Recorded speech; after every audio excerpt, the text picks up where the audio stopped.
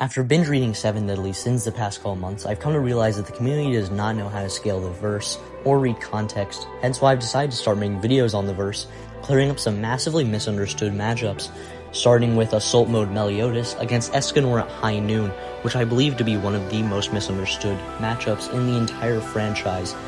Now, this video will be shorter than usual, due to mainly being a filler video, as well as not as much information being available as something such as the Spectre against Cosmic Armor Superman or Morgoth vs. Radon.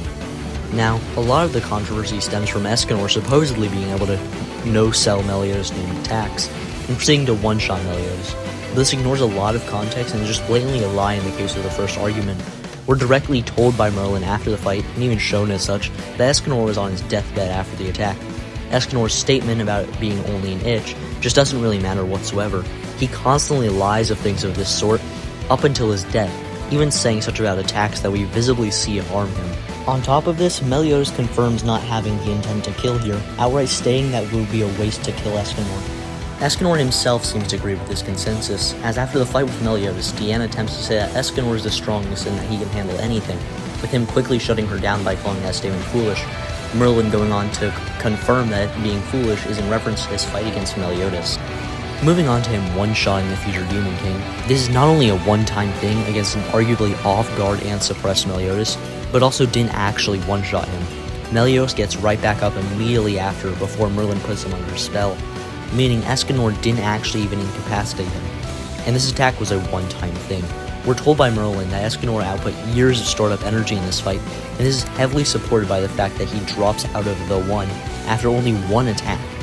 And yes, I said that Meliodas was both off-guard and suppressed. We watch Meliodas toy around with Escanor the entire time up to this point, which should be evidence enough, but furthermore, Zeldris presents a probability that Meliodas was holding back and consistently does so even in Assault Mode. He's arguably off guard, as I said earlier, due to implying a lack of knowledge of Escanor's power-up and having let Escanor hit him the rest of the fight. Him brushing off this power increase as brazenly as he did presents the argument that he was off guard. Hell, we even witness how this fight plays out in normal circumstances. Meliodas stomps. Escanor being stronger against Meliodas than he is throughout the rest of the series is actually consistent in the verse. As we see in his fight against Zeldris, Zeldris is able to block his Divine Sword Escanor for an extended period of time, and recuperates in less than a second after the Divine Spear, going on to also tank Ludoshell's Golden Flash. The text on the side of the panel states that the duo is able to finally defeat the unbeatable Zeldris, which implies Zeldris' superiority to the individuals on the field at the time. Anyone who read this series would know why this creates such a major inconsistency, but for those who need a refresher, here's why. Zeldris is super consistently below Assault Mode Meliodas in effectively every category. Meliodas not even needing to touch him to incapacitate him alongside multiple others while not going all out. So it simply wouldn't make sense for Zeldris to be comparable to, if not above, the one Escanor, if Meliodas was inferior to the standard version of the one. And just as a last little piece of information, Escanor was outright stated to be more damage after their fight. To judge how this matchup would play out without our knowledge on their duel, let's look at their feats and accolades. Assault Mode Meliodas can casually 2v1 Zeldris and Estarossa, and is directly superior to Zeldris. At his Assault Mode level of power, he can casually slice off the Demon King's arm even. Meliodas' accolades in this form are mainly statements of being the next Demon King, but he also has statements of being stronger than he was 3,000 years ago, and being a threat that Merlin can't deal with. Escanor has gone toe-to-toe with the Demon King, although Escanor may have been amped. He slammed Estarossa and broke Zeldris' Omnibus Nebula.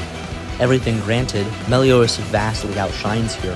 Escanor was on the losing end of his fight against Zeldris, and while arguably amped, he could only go toe-to-toe with someone Meliodas was casually above. So overall, I really don't see any way that Escanor could be considered consistently above Meliodas in the given forms. Now no, I'm not implying that Escanor is a fodder or a fraud, I'm just painting out how overrated he is in the community at the moment. See ya.